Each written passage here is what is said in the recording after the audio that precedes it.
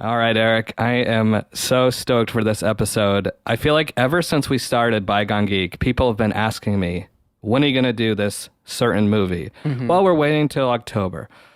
We need the mummy. We need the mummy on the podcast. I said, we will. Well, today, Eric, is finally that day. We are doing The Mummy, starring Tom Cruise, Russell Crowe, the best mummy movie of all time.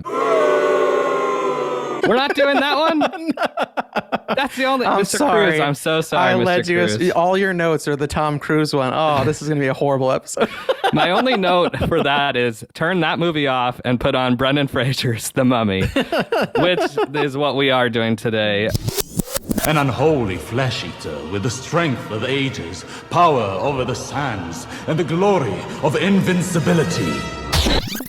It was fun and adventurous and felt kind of a chip off the old block of an Indiana Jones movie, but also had us jump scares, like had scary parts. And I felt like at 14, Well, Indiana I was Jones 4 was pretty scary. it was very Again, scary. for not the right reasons. It was like 95 minutes of just horror. What have they done? I mean, I was screaming, but not a... Shia LaBeouf, damn you!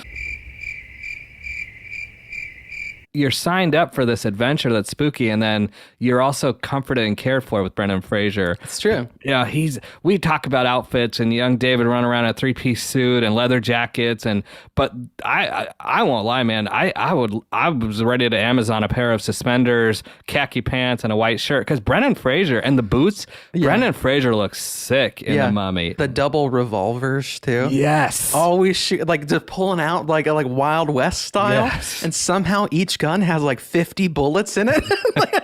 Did he reload?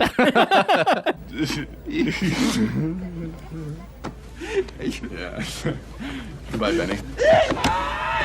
I, for one, am not signing up for an adventure that involves curses. As we've heard in the Hocus Pocus episode, I'm sitting here with a salt ring around my chair. I'm superstitious. Like, I don't want to go. I watch American Pickers, and then it was like, people are like, do you want to do that? And I'm like, no, there's bugs, there's mice poop. I don't want to go into that. I did have a stint of about 4 or 5 years where I wanted to be an archaeologist. I had this idea of, archaeologists get to have adventure. But then slowly but surely I realized, like, no, you're in the dirt. Like, you're digging up bones. That's all you're doing. Like, there's zero adventure. You don't get a double holstered pistols. You don't get a whip. You get like a little... like a dental hygiene kit and a brush is what you get. So yeah, I realized that Hollywood sold me a bill of goods. You sit on a throne of lies. In order to not be attacked and killed by a mummy, it's like there is no salt circle that works in this particular movie. But in this one, it's just like you need to have every religious necklace possibly available, and to be able to know whatever your first panic line is in each of those languages, or a cat. That's it. That's the only way to fight off Imhotep. He's like Doc Brown with the money briefcase. He's got all these like different pendants, Have to be prepared for all monetary possibilities.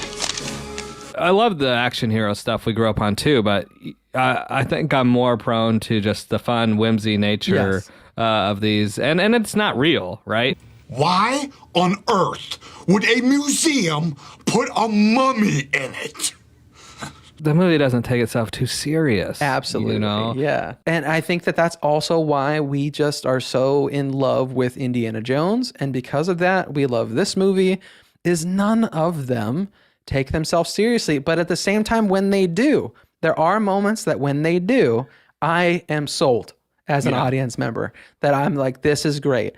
Like, you gave me laughs, but then you give me a serious moment and you overcome this grand challenge. Like, it's just...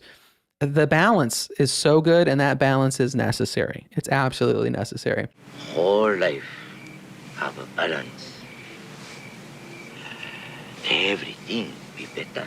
We've gushed over this movie. We got to gush over Brendan Fraser, I think, even more as just a person. He's clearly getting this revival as he's getting awards and 7-minute standing ovations for that movie, The Whale, which I'm excited to see. Again, it's a guy who we just talked about being fun and whimsical. I think this is a really serious emotional role that he took on. You know, and you and I talked about this, and we agree. Like, everyone's like, "Well, he's back." He never left for us. He didn't go away to me. I was still watching Blast from the Past. I was watching George of the Jungle, Encino Man, Airheads, School Ties, like all of these things that he was in, and he was so captivating, and so I don't know. He seemed like somebody that you could know and somebody you could have a beer with, and that if something went down in that bar, he would save you. I must warn you, Cliff. I do know how to defend myself. Or do you? Stop it, you two! In a real life situation, I'm the Marcus from Indiana Jones. Like, I'm not the hero. I'm just like the guy who's aloof, doesn't know what's going on. I'll probably, as he winds back to punch the guy, he elbows me because I'm in the wrong spot. Yeah, flips back over the bar, and then you wake up to Brendan Fraser just like, it's gonna be all right. You know, and I'm like, did we win? He's carrying me off into the sunset. You know.